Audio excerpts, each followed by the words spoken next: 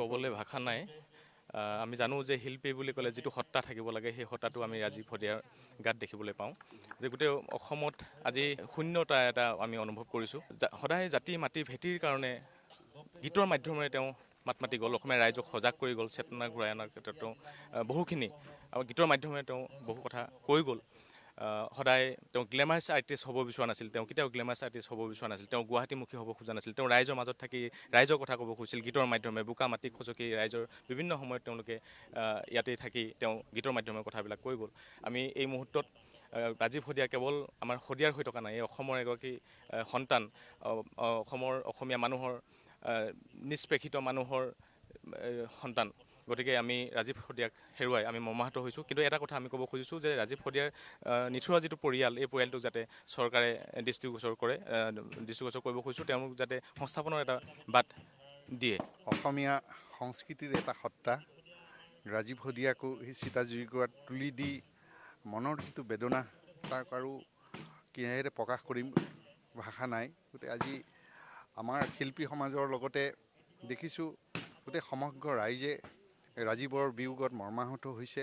উৰুষা পূজাত দিন পাৰ কৰি নিজৰ কাৰণে একো চিন্তা নকৰি জাতিটোৰ কাৰণে, দেশৰ কাৰণে, নিমাখিত মানুহৰ কাৰণে, দৰিদ্ৰজনৰ কাৰণে তেওঁ গানেৰে যিখিনি কৰি গ'ল সেই গানবিলাক অমৰ হৈ ৰওক। নতুন প্ৰজন্মই যাতে ৰাজীৱৰ গানখিনিৰ পৰা অনুপ্ৰাণিত হৈ এখন নিকা সমাজ, এখন জাতীয়তাবাদৰ ধ্বজা উৰুৱা এখন সমাজ যাতে গঢ়িব চেষ্টা কৰে, তাকে কামনা কৰিলোঁ। শেষত ৰাজীৱৰ আত্মাৰ চিৰশান্তি কামনা কৰিলোঁ। আজি অসমে এটা সম্পদ হেৰুৱালে।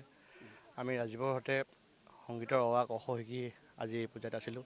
তেখেতৰ লগত মই আজি 10-12 বছৰ বাদ্য সংগীত কৰিলোঁ আৰু ব্যক্তিগতভাৱেও আমি বিভিন্ন সময় কটাইছোঁ।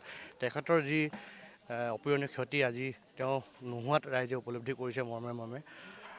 আৰু অনাগত দিনত তেখেতৰ যি জাতিৰ সত্তা, তেখেতে যি জাতিৰ মাটিৰ হকে যি অসমৰ ৰাইজৰ হকে খাটি খোৱা অসমীয়া জাতিৰ হকে যেনেদৰে আগবাঢ়িছিলে তেনেদৰে আৰু এজন কোনোবা যাতে তেওঁৰ যি পুত্ৰ এৰি থৈ গৈছে, পৰিয়াল এৰি থৈ গৈছে, সেইসকলক যাতে ভগৱন্তই ভালে কুশলে ৰাখে আৰু তেওঁৰ প্ৰতিভাৰ যিবিলাক থাকি গৈছিল সেইবোৰ যাতে তেওঁৰ পুত্ৰই অনাগত দিনত পুনৰ তেওঁ প্ৰতিভা বিকাশ কৰিব পাৰে বুলি আশা ৰাখিছোঁ। পুৱাৰ পৰা আমি দেখিছোঁ যে অগণন ৰাইজ বিভিন্ন প্ৰান্তৰ পৰা আহিছে আৰু শ্ৰদ্ধাঞ্জলি জ্ঞাপন কৰিছে। তেখেতৰ স্মৃতি যুগমীয়া কৰি ৰখাৰ বাবে ইতিমধ্যে ৰাইজে বিভিন্ন সিদ্ধান্ত লৈছে। বিশেষকৈ ইয়াৰ এখন দলঙৰ নাম তেখেতৰ নামেৰে নামাকৰণ কৰা, লগতে ইয়াৰ এটা পথ তেওঁৰ নামেৰে নামাকৰণ কৰা, লগতে তেখেতৰ যিবোৰ গীত মাত আছিলে সেইবোৰ সংৰক্ষণৰ বাবেও বিভিন্ন প্ৰস্তাৱ ইতিমধ্যে গ্ৰহণ কৰিছে। ৰাজহুৱা আদ্যশ্ৰাদ্ধৰো সিদ্ধান্ত গ্ৰহণ কৰিছে।